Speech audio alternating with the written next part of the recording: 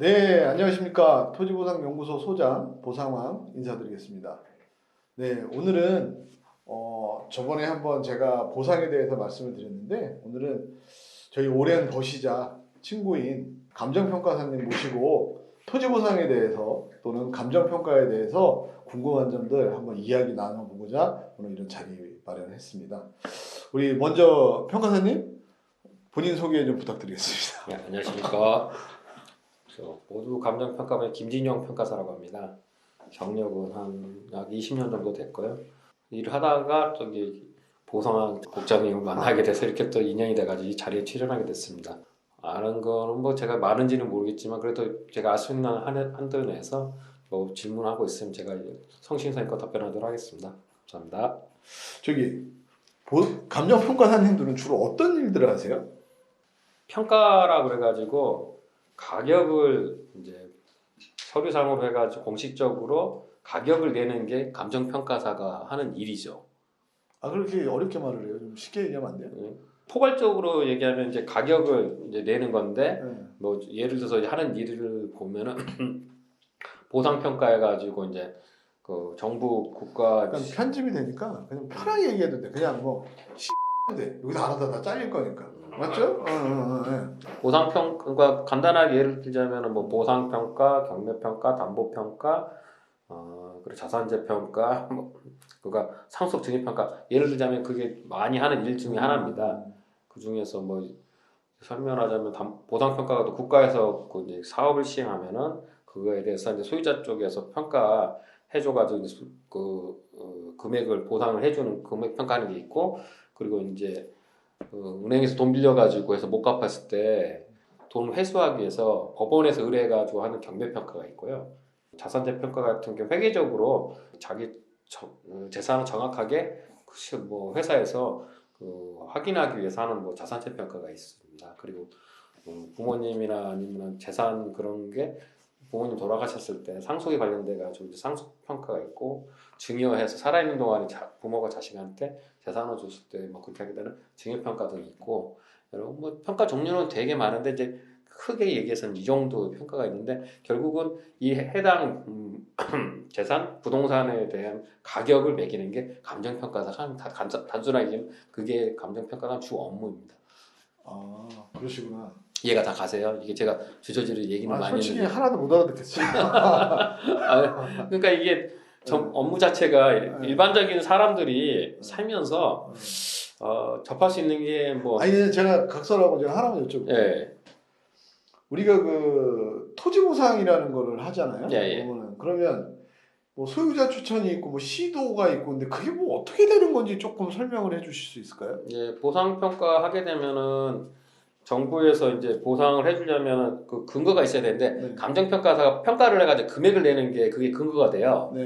근데 원래대로라면은 정부에서 두 군데를 평가해가지고 선정해가지고 평가를 하게 되는데 네. 이제 소유자 권리 구제 측면, 국민 권리 구제 측면에서 소유자 추천 평가사라 그래가지고 한 사람을 소유자 쪽에서 추천할 수가 있습니다. 요건은 있는데 뭐 간단하게 하면 소유자 절반 이상과 토지 면적의 절반 이상의 동의를 받아야지만 할 수는 있는데 그래서 세 군데가 일반적으로 평가를 하게 됩니다. 그래서 그러면 주민 추천이 땅 반, 사람 반이 모으면 우리가 원하는 평가사님을 선정할 수 있고 예. 나머지 두 군데는 어떤 경우예요?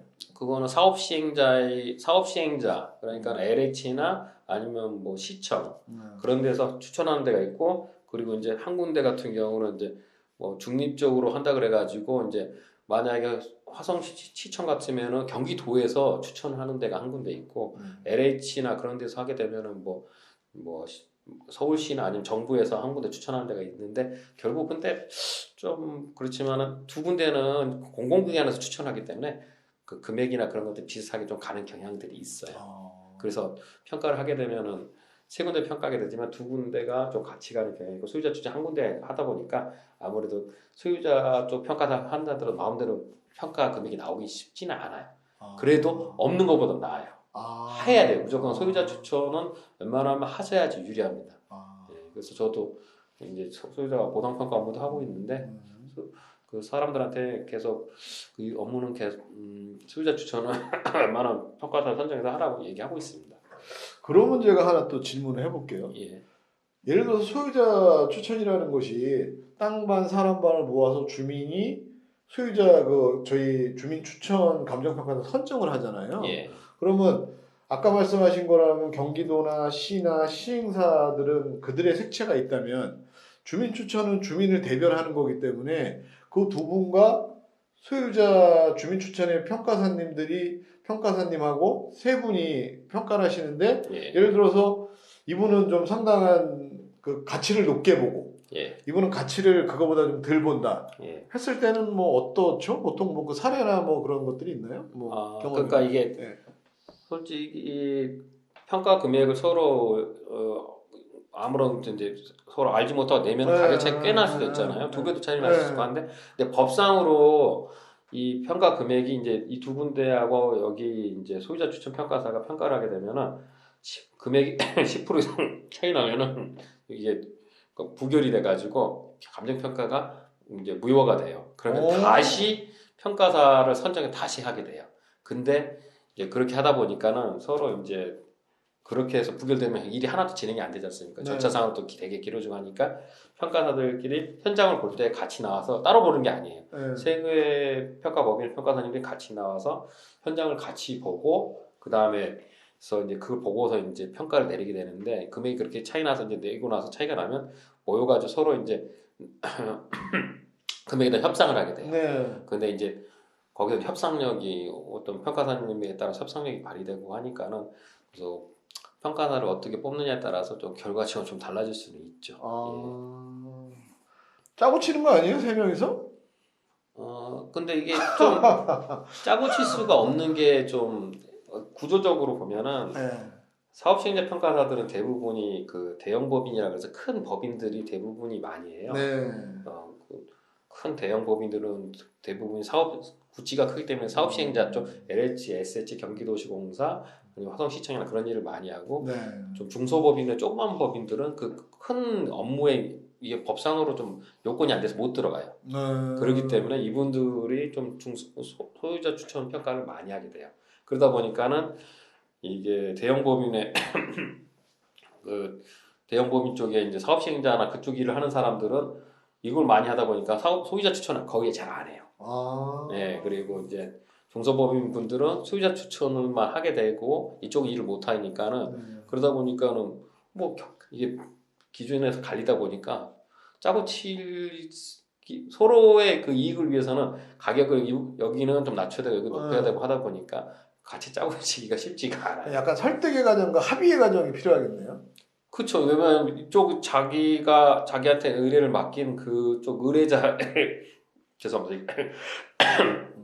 의뢰자의 어떤 그쪽에 니즈를 맞추려고 하면은 이쪽 짜고 쳐서 하면은 둘 다 욕을 먹으니까 최대한 자기 쪽 의뢰자의 그 니즈를 맞추기 위해서 계속적으로 하다 보면은 이게 이제 신랑 뭐 서로 협상 과정에서 계속 밀고 당기고 되게 많이 하게 되죠. 예. 알겠습니다. 감사합니다. 그러면 평가사님한테 하나 질문 좀 해보겠습니다. 기억에 남는 어떻게 뭐 소유자 추천을 해보신 적이 있으신지, 그러면 기억에 남는 현장은 있으신지 말씀 좀 부탁드리겠습니다. 갑자기 물어보시니까는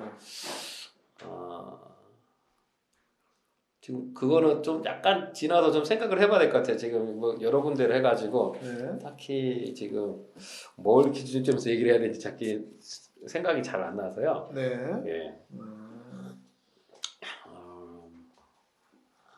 그래요. 뭐 기억에 남는 현장이 별로 없으시다.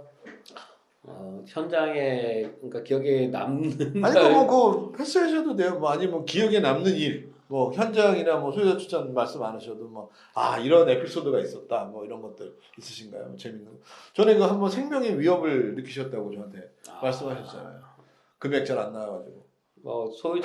그때는 소유자 추천은 아니었고 저 그때는 이제 사업 시행자 평가사로 해가지고 해서 시에서 의뢰를 해서 갔는데 소유자분들이 평가를 해서 금액을 통보했더니만은 금액이 마음에 안 든다고 갔더니 소유자들이 놔두고서 와가지고 죽여버린다 그래서 그렇게 오신 분도 있어서 엄청 쫄았는데 더 당황스러운 건 담당 공무원분이 잘못한 거 없다고 하면서 앞에 같이 싸우시더라고요. 그 소유자분하고서 저희가 그 말렸잖아요.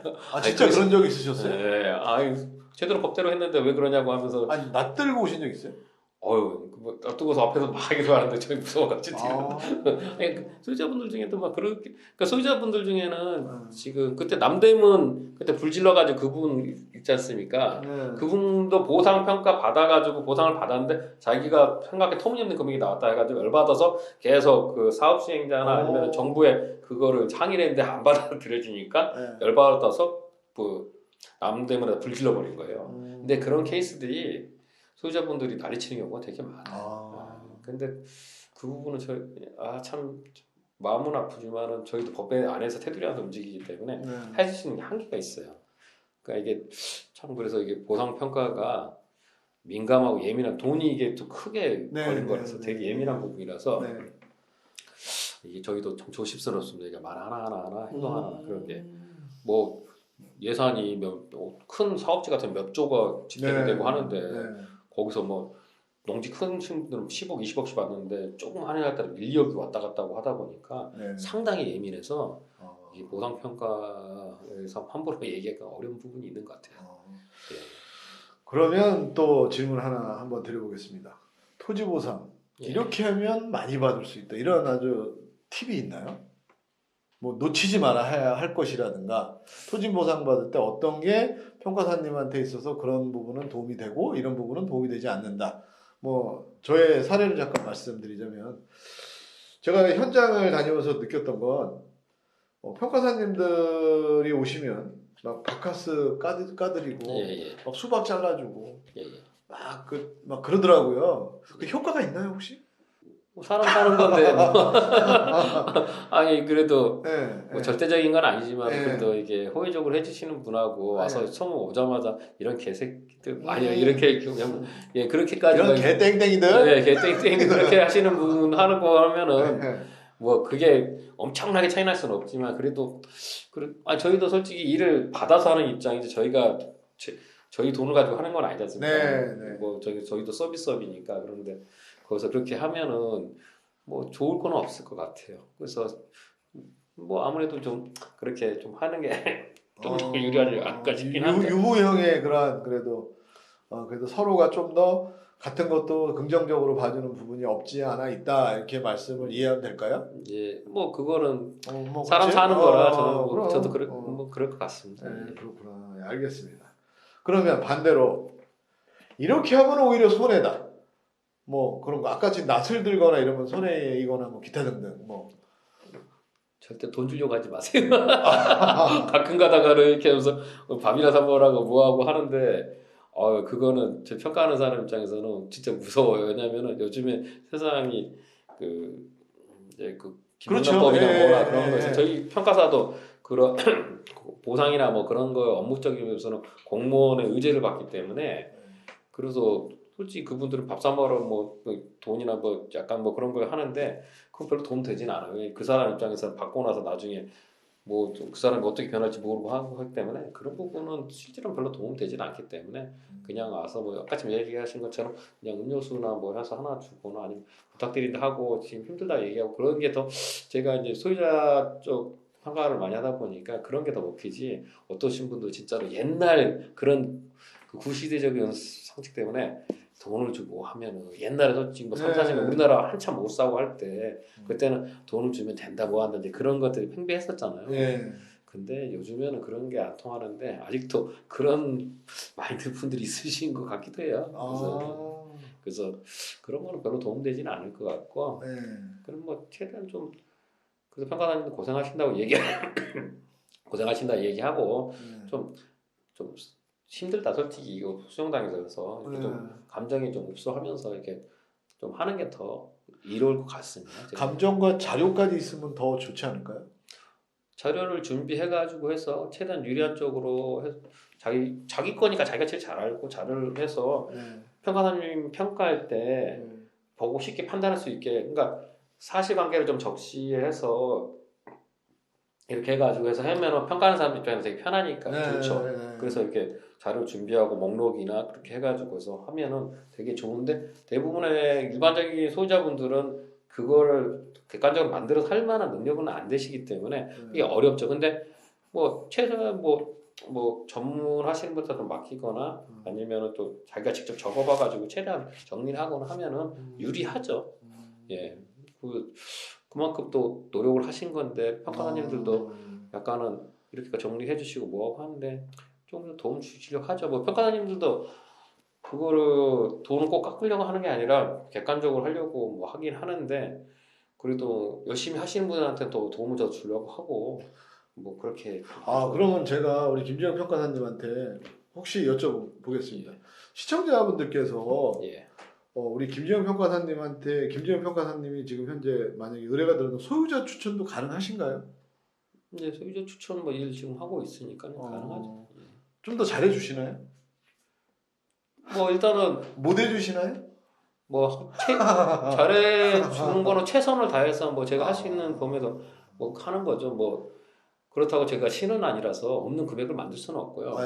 근데 뭐 제가 경력이 20년이 되다 보니까 뭐 그래도 남들보다는 협상력이나 뭐나 그런 거는 저도 이제 겪어보지 않습니까? 뭐 최근 한 평가다부터도 5년, 4년 되신 분들 평가하는 거하고 제가 20년 돼서 하는 거하고는 좀 차이는 날 수밖에 없는 것 같아요. 왜냐하면 경력에서 또 오는 그 경험치하고 네. 그리고 또 일함으로서 해서 여러 가지 지식이나 그런 것들이 있다 보니까 뭐 조금 더 낫긴 한데 그렇다고 뭐 평가자들의 기본은 어떤 자격증을 따신 분들이 있어서 그렇다고 두세 배, 세네 배 차이나 그런 건 아닙니다. 솔직히 평가는 그 법안의 테두리에서 움직이기 때문에 어떤 그 위아래로 해가지고 그런 부분이 있어요. 그래서 그걸 벗어나게 이렇게 평가를 할 수는 없어요. 근데 좀 더 낫다고 생각은 좀 드는데. 그러면 저희 이제 시청자분들이나 이런 분들께서 좀 궁금한 거 있으면 여쭤봐도 될까요? 혹시 나중에 메일 주소가 밑에 이렇게 들어간다면? 이제 연락 주셔도 됩니다. 또 이렇게 씹고 그러면 시청자분들이 별로 안 좋아하기 때문에 여쭤보는 거예요. 너무 이제 복잡한 건 물어봐 주지 않으셨으면 감사할 것 같고요. 네, 뭐 대답은 충분히 뭐 관련된 건 해드릴 수 있습니다. 네, 고맙습니다. 감사합니다. 그렇다면 또 제가 하나 또 좀 여쭤보겠습니다. 예를 들어서 그 감정평가법인 선정을 이렇게 해라. 또 아니면 이런 것은 조심해라. 뭐 이런 부분은 주의해라라고 해주실 조언이 있으신지. 결국은 평가 자체도 사람이 하는 거라서 결국 뭐 사람을 잘 선정해야 되는 게 중요한데 그렇다고 뭐 제가 어디가 잘하고 못하고 그 부분은 제가 얘기 그냥 그거는 정확히 정답은 없는 것 같아요. 거기 잘 못하잖아요, 거기. 그러니까 모든 일이 하다 보면은 결국 세상 일이라는 건 사람으로 이루어지는 거기 때문에 뭐 제가 겪어본 뭐 평가든 세무든 법무법인 일이든 다 잘하는 데를 찾아서 일을 맡기는 게 그게 가장 어떻게 보면은 일의 그 결과치를 잘 나오게 하는 건데 사람 찾는 게 살다 보니까 그게 진짜 일이더라고요. 그래서 그걸 잘 찾아야 되는데 그러니까 결국은 일반적인 사람이 잘 모른다 그러면 발품을 많이 팔아가지고 여러분 이제 돌아다니면서 얘기를 들어보면서 여기서 들은 거 가지고 또 여기를 물어보고 하면서 좀 교차 검증을 통해 가지고 해서 사람 얘기를 듣다 보면 이렇게 얘기 좀 잘할 것 같고 뭐하고 찾아다니는 노력을 해야 되는 것 같아요. 그러니까 솔직히 어떤 사람하고 얘기를 해봐야 잘하냐 안 하는지 모르잖아요. 그러니까 누구한테 추천도 받아서 그 사람 만나보고 그리고 또 직접 만나서 얘기도 들어보고 하면서. 근데 말씀 중에 죄송한데 뭐 다 해준다, 많이 해준다, 막 이렇게 그런 분들 많이 계시더라고요, 다들. 그럴 때 저희는 도대체 누구를 선정해야 될지 모르겠어서 그런 좀 팁을 좀 알려주신다면 그런 분들 어떻게 해야 될지 좀 부탁드리겠습니다, 우리 평가님. 많이 해서 진짜 많이 해준다 그래가지고 가끔가다 얘기 들어보면 주변 시세보다 막 거의 사기꾼 같은 분들도 많지 않아요? 사기꾼 같은 분들도 많지 않아요? 아주 많은 건 아닌데요. 좀 가끔 그런 식으로 영업을 하는 그 뭐 평가법인도 있고 뭐 그런 세무법인도 있고 법무법인도 있고 뭐 평가하면 남들보다 한 50%더 해준다 뭐 한다 그러고 뭐 그렇게 영업을 하시는 분도 있고 그건 세무사 사무실이나 법무사 사무실이나 그런 서비스업은 그런 식으로 영업하는 데가 있긴 한데 저는 이제 만약에 제가 아시는 분이 지인이 와서 평가법인만 선정하는데 와 그럼 1.5배, 2배 더 나오게 해주겠다 그러고 얘기하고 하면은 누가 할 것 같아요? 저는 좀 추천하진 않을 것 같아요. 현실을 벗어나서 그렇게 얘기해놓고 너무 그렇게 얘기해놓으면 실제로 못 지켜요. 법의 테두리라는 게 있기 때문에 못 지키는데 그거를 평가를 하고 나서 결과가 나오면은 그냥 전화도 안 받고 생각해버리고 그렇게 하는 경우들이 그렇게 너무 이렇게 부풀려서 영업할 수 하고 있는 나서 데는 전화를 안 받고 쌩을까요? 그런 데가 있어요. 그래요? 네, 평가법인 중에도 네. 뭐 이렇게 결과가 막 1억이 예상이 되고 하는데 잘 나와야 1억 1천 2천인데 2억까지도 가능도 한다 막 해놓고 나서 한 1억 3천 나왔어요. 그러니까 한 2억 얘기했죠. 근데 전화를 안 받아버려. 그런 데도 있더라고요. 진짜 이게 별의별 데가 그렇게 전반적으로 많은 건 아닌데 영업을 그런 식으로 이제 어떻게 보면 거짓말해서 이렇게 영업을 따고 나서 그 다음에 결과가 뭐 잘 나오면 자기가 잘한 거고 못 나오면은 뭐 책임을 안 지고서 회피하는 경우도 있고 그런 참 별의별 데가 다 있긴 한데 근데 뭐 그래서 일반적인 평가사님들은 그렇게까지는 하시진 않았어요. 근데 법무법인도 뭐 우리 국장님도 그래 하시지만 그 저희는 뭐 난리입니다, 난리 아주. 저희는 보면 뭐 아닌 말로 뭐 좀 과장되게 얘기를 한다면 암 수술도 100% 고친다고 할 정도로 그런 법인들이 상당히 많습니다. 많고 그렇게 또 일하시는 뭐 소위 말하는 그런 분들 많이 계시고 한데 이제 그럴 때마다 느끼죠. 이제 저 같은 경우는 자료나 근거 자료나 데이터나 가장 중요한 건 피드백인 것 같아요. 그러니까 의뢰인의 상황에 대해서 공부를 하고 오셨고 또 그 부분에 대해서 저희가 변호사님과 함께 의견서를 그 의뢰인한테 보여드리고 컨펌을 받고 접수를 하고 이런 것들이 제가 봤을 때는 상당히 중요한 부분이 아닌가 저는 생각이 들고요. 그렇지 않고 뭐 오셔서 뭐 누구야 그 요새 영화의 한 장면처럼 딱 나타나셔가지고 모든 걸 다 해준다. 이럴 때 오히려 저는 조금 그런 분들은 좀 우리가 좀 조심해야 될 부분이 아닌가 생각을 많이 합니다. 저희 쪽에도 이제 그런 분들이 뭐 많이 계시고 특히나 제가 볼 때는 3기 신도시 영향으로 인해서 아마 지금 토지 보상하는 관련 업무를 하시는 분들이 엄청나게 늘어났다고 생각을 합니다. 이 평가사님 쪽은 어떠세요? 이 3기 신도시 나고 나서 어떻게 좀 많이 짭짤해지셨나요? 저는 관계는 없습니다. 그래서 그럼 누가 짭짤해진 거예요, 도대체?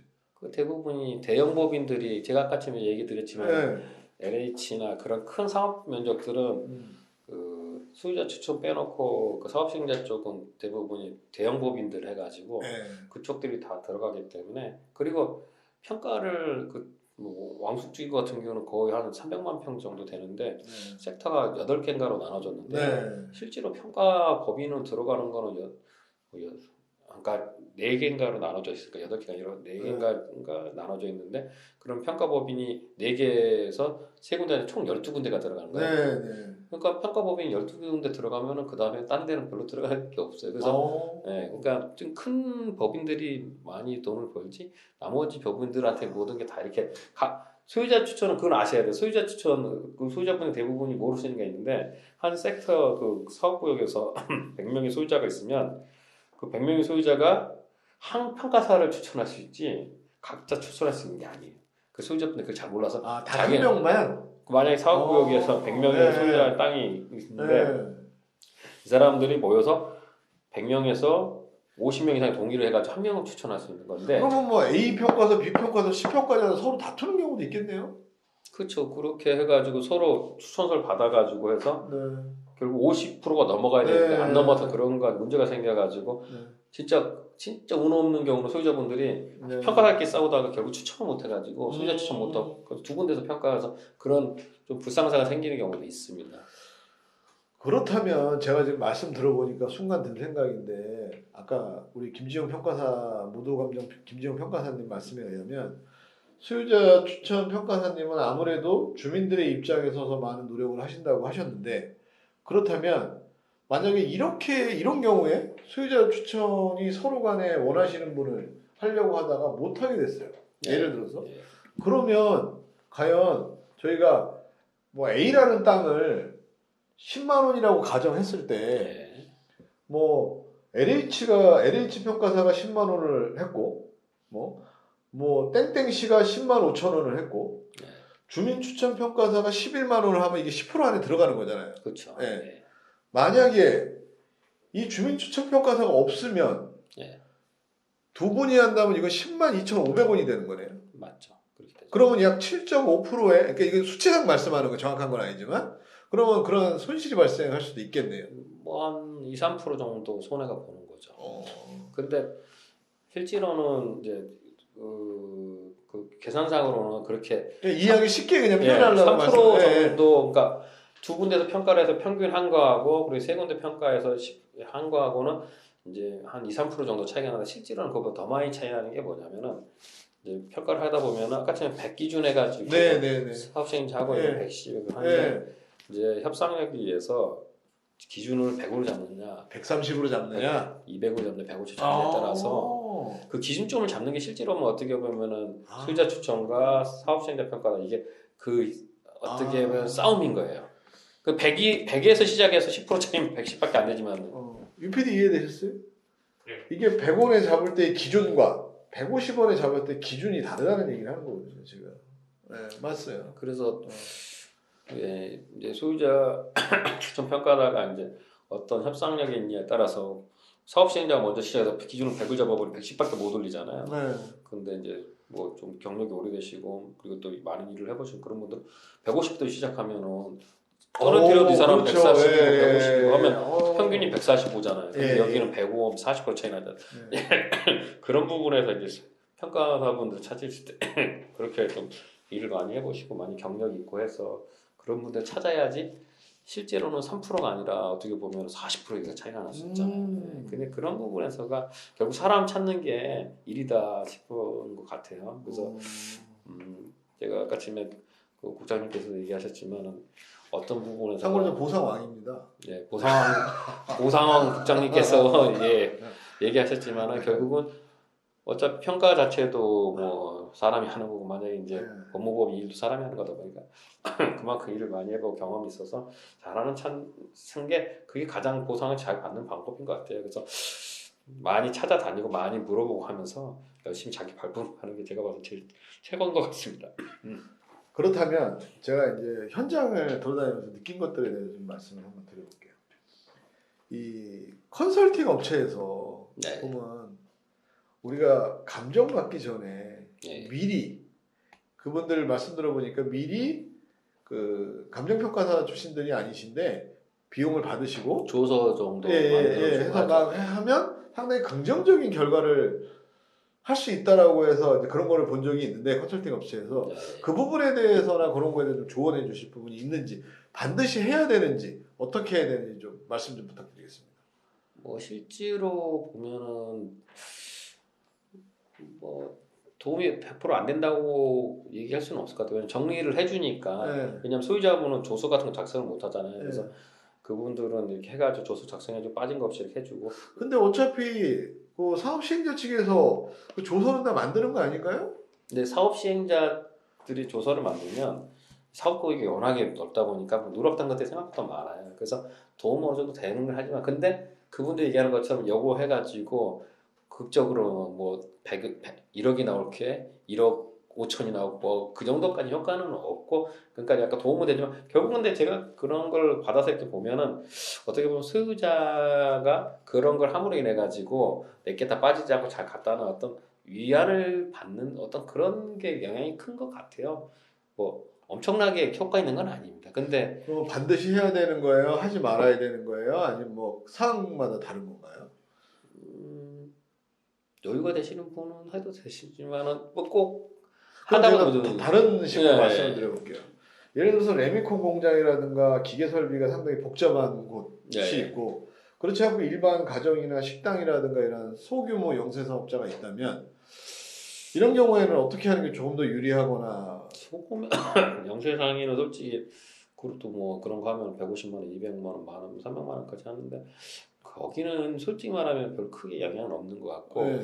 얘기하신 것처럼 특수 레미콘 회사나 아니면은 무슨 물류창고 큰 데나 그런 데 같은 경우는 그런 그 설비나 그런 것들이 전문적인 부분이라서 저희 평가사들도 그런 부분이 다 알 수가 없어서 그런 전문 업체한테 의뢰를 해가지고 해서 옮기는 비용이나 아니면 그런 설비 비용을 뽑아요. 네. 그렇기 때문에 어떻게 보면 그런 거는 진짜 전문 업체를 찾아서 네. 영역을 해서 자기는 자료를 만드는 게 유리해요. 그래서 어떻게 보면은 얘기하신 것처럼 상황에 따라서 유리한 쪽이 있을 수도 있고 그리고 별로 영향이 없을 수도 있고 한데 영세 분들은 솔직히 이 물건 조소 만들기 어려운 것도 아니고 그리고 되게 목록도 많지도 않아서 그리고 뭐 200만 원, 300만 원 주고 하는 건 별 도움은 저는 안 된다고 보고 근데 전문적인 되게 큰 레미콘 업체나 그런 것들은 그 옮기는 비용이나 아니면 설비가 되게 비싸요. 특수고 하다 보니까 거기는 좀 돈을 들여서라도 이렇게 준비를 미리 하시는 게 제가 봐서 유리할 거라 생각이 듭니다. 아, 예, 그러니까 그때 다르다고 봐야 되겠네요. 정답은 없지만. 네, 예. 알겠습니다. 이거 평가사님 제가 저 토지 보상을 받아서 참 불만 중에 하나인 게 예. 예를 들어서 그게 있지 않습니까? 우리 법원에 가면 경매를 하다 보면 그 경매 최고가라는 게 있지 않습니까? 예, 예. 네, 그런 다음에 이제 낙찰을 받잖아요. 예. 근데 그 땅이 토지 수용이 된 거예요.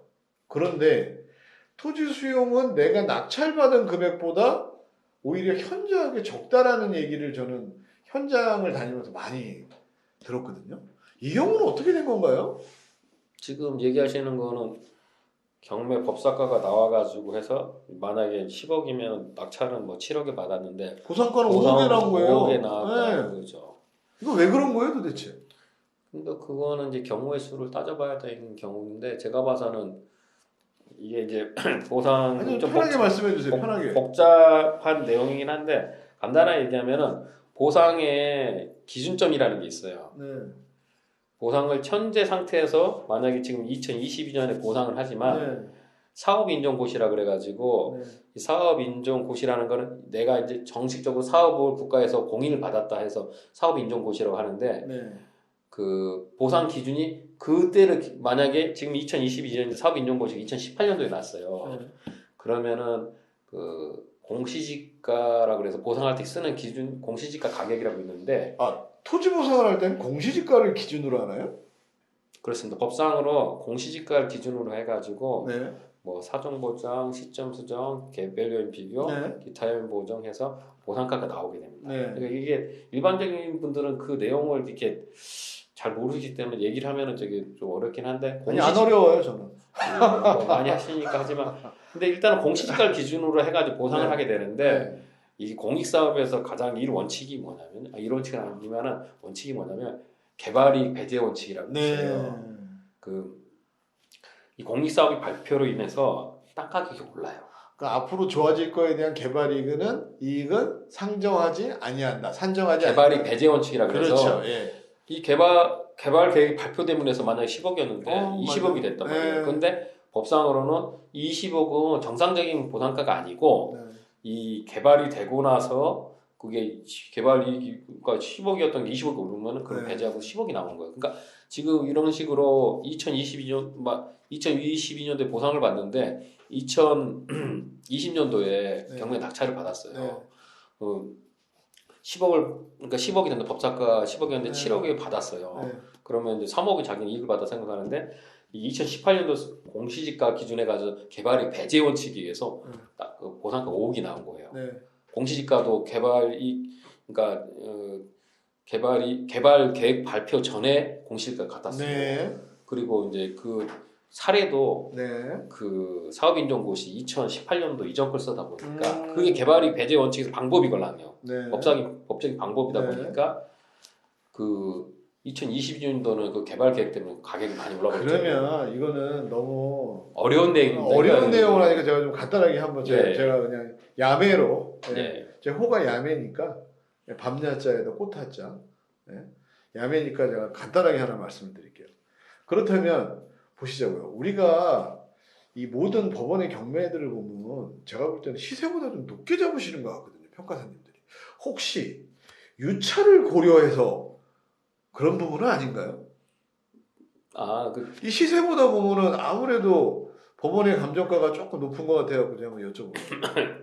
대체로 어떻게 시세보다는 약간 높다고 거의 약간 높다고 좀 봐야 됩니다. 네. 왜냐하면 그게 이제 어떻게 되는 거냐면은 그 보통 경매로 들어가는 건 돈을 회수하기에는 어떤 수단으로서 들어가게 되는데 맞습니다. 근데 결국은 소유자가 이 땅을 뺏기는 과정 절차잖아요. 네. 그럼 이제 그 소유자의 땅을 평가를 해서 그걸 기준으로 해서 이제 낙찰을 받게 되는데 소유자 같은 경우는 뺏기는데 자기 빚을 털기 위해서 아무래도 그런 부분이 없지 않겠나요? 근데 이 소유자는 자기가 뺏기는 입장에서 네, 자기가 네. 10억이라 생각하는 땅인데 네. 만약에 이게 8억이나 7억이 나오면 이 사람은 또 억울한 거잖아요. 그렇죠. 그러면 이의 신청을 하고 난리 나는데 네. 자기 10억에서 11억 정도 나왔으면 그래도 잘 나왔으니까 오. 이게 어떻게 보면 소유자적인 보호적인 측면에서 네. 그러니까 또 문제를 안 만들게 하는 어떤 또 어떻게 보면 평가사의 좀 자기 보호적인 측면도 있고 네. 소유자 보호적인 측면도 있고 해가지고 해서 네. 금액이 시세보다 조금 높게 나오는데 그렇다고 옛날에는 실거래가나 그런 게 좀 없을 때는 네. 뭐 20, 30%, 30, 40%뭐 되게 많이 차이가 많이 나는데 지금은 실거래가가 지금은 2006년도부터 해가지고 이제 자료가 많이 확정이 돼가지고 시세하고 뭐 그렇게 엄청 많이 차이 나지 않습니다. 거의 유사하면서 약간 좀 높은 정도지 그전에는 실거래가나 그런 것들이 자료가 안 쌓였을 때는 뭐 20, 30%, 40, 50% 차이 나는 경우도 있고 뭐 참 경우의 수가 많이 그런 경우가 있었는데 요즘에는 그렇게 많이 차이 나지 않습니다. 아, 그러면 이제 제가 몇 가지 질문만 하고 마무리할 텐데요.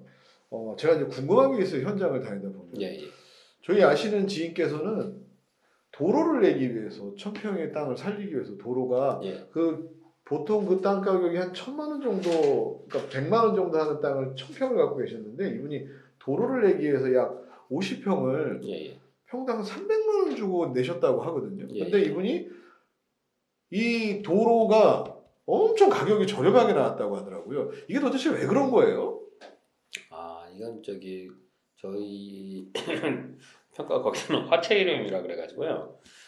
그러니까 도로 자체는 이 도로가 있음으로 해서 이 땅 가격이 많이 올랐잖아요. 도로가 없으면 이 가격이 만약에 평당 100만 원인데 도로가 생김으로 해서 건물을 지을 수 있으면은 이거보다 더 가격이 올라가잖아요. 그분은 300만 원 주고 샀는데 도로 가격이 30만 원 나왔다고 말씀하시더라고요. 아까 좀 전에 그 100만 원의 3분의 1 가격 법상으로 네. 도로 가격은요 그 옆에 그 도로로 인해 가지고 그 가치가 올라가는 땅의 3분의 1이에요. 그러니까 가치가 올라가는 땅의 3분의 1. 예예. 인접한 도로의 3분의 1, 뭐 가치가 올라가 그렇게 보면 되나요? 예, 그러니까 네. 인접한 땅들의 가치의 3분의 1이니까 네. 이거는 300만 원 주고 샀지만은 도로를 내보내서 이 가치가 올라가잖아요. 그 만약에 보상하게 되면 이게 이제 150만 원 평가가 되면은 이게 3분의 2니까 50만 원의 보상가가 나오는 거예요. 그러면 그러니까 이게 어떻게 보면은 실제 어떤 거래 관행과 보상은 좀 다른 그런 부분들이 생기게 돼요. 근데 실무상으로는 실제 토지가 도로랑 같이 해서 거래가 되면 대부분은 이 도로라고 해서 3분의 1도 이렇게 거래가 되는 게 아니라 같이 100만 원이면 도로까지 다 포함해서 도로 100평 그리고 뭐 본 땅이 1000평, 1100평이면 네. 다 100만 원에서 뭐 11억 뭐 그렇게 거래가 되고 하는데 법상으로는 그러면은 얘는 3분의 1 가격이고 그러면 이 본 가격이 좀 더 올라가게 되는데 거기서 괴리가 좀 생깁니다. 이게 법하고 이게 실무랑 어떤 차이 나는 부분이죠. 그렇구나. 예. 네, 알겠습니다. 이제 딱 두 가지 질문만 더 드릴 수 있도록 하겠습니다. 제가 얼마 전에 그 용인에 한번 가게 됐는데요. 예. 용인에 가게 됐는데 옹벽을 어디서는 보상을 해주신다고 하고 예. 어디서는 안 해준다고 하더라고요. 그래서 이게 기준이 뭐냐 그러니까 어디서는 똑같은 옹벽인데 벽으로 보시고 예. 어디서는 좀 다르게 보시더라고요. 거기에 대한 좀 설명 좀 부탁드리겠습니다. 그 부분은 참 기본적으로 옹벽은 이것도 화채 이론에서 해가지고 이제 옹벽을 쌓는다는 이유는 어떻게 보면 옹벽을 대부분 쌓는 경우는 경사지 땅에서 기울어져 있어가지고 건물을 짓고 하려면 정상적으로 건물이 불가능하기 때문에 평탄화시키기 위해서 옹벽을 쌓아서 흙을 쌓아서 평탄화해서 거기다 건물을 지어서 쓰는 경우가 대부분이에요. 그럼 정상적인 땅이 되게 하기 위해서 옹벽을 쌓게 돼요. 그렇게 되다 보면 그렇게 옹벽을 쌓으면 정상적으로 이제 평탄화되고 그 정상적으로 이제 건물을 짓거나 이렇게 쓸 수가 있는데 그렇게 함으로 인해서 이제 기울어졌던 땅이 이제 평평하게서 정상적으로 쓸 수 있는 땅이 됨으로 해서 가치가 올라가잖아요. 그러면은 이 옹벽을 만드는 금액 자체는 이 가치에 포함됐다 해서 그걸 화채 이론이라고 그러는데 그걸 해서 따로 옹벽을 평가하는 게 그게 기본 원칙입니다.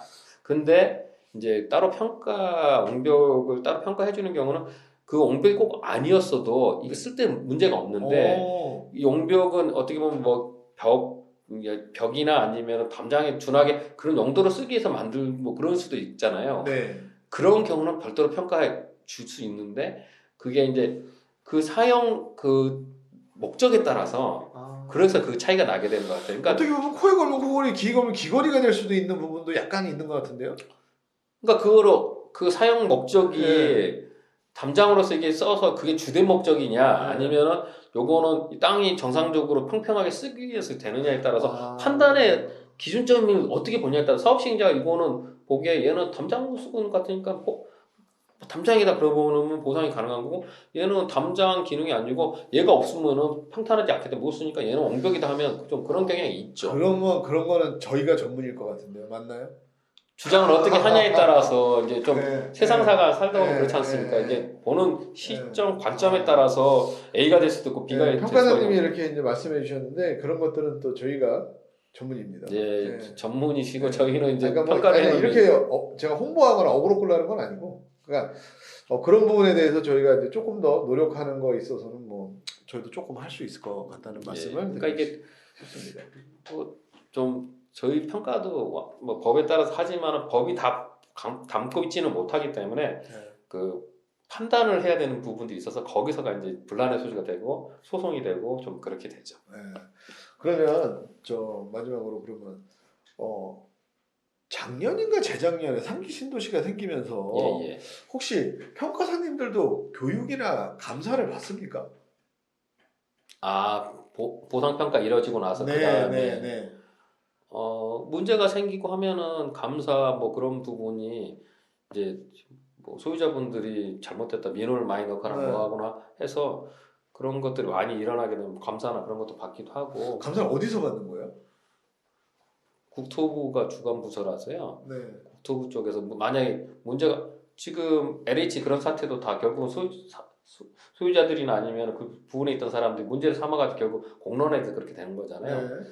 평가해가지고 어떤 문제점이 있다거나 뭐 소유자분들 문제 제기가 되면 수소가 올라갈 거고 뭐 국민고축처리위원회든 아니면 뭐 신문고도 뭐 네, 올라가게 네, 되면 거기서부터 해서 이제 주관부서는 국토부지만은 거기가서 내려올 수도 있는 거고 뭐 감사원에 올 수도 있는 거고 그런 부분은 이제 여러 부분에서 발생할 수 있는 부분이죠. 그런데 결국은 문제가 어떤 식으로 되느냐가 이제 특정화돼야지 이제 그런 부분이 풀어지겠죠. 그렇다면 예. 감정평가사님 지금 오늘 김정은 감정평가사님 말씀 들어봤는데 감정평가는 객관적인 것도 있지만 약간의 주관적인 것도 있다라고 말씀을 저는 이해했거든요.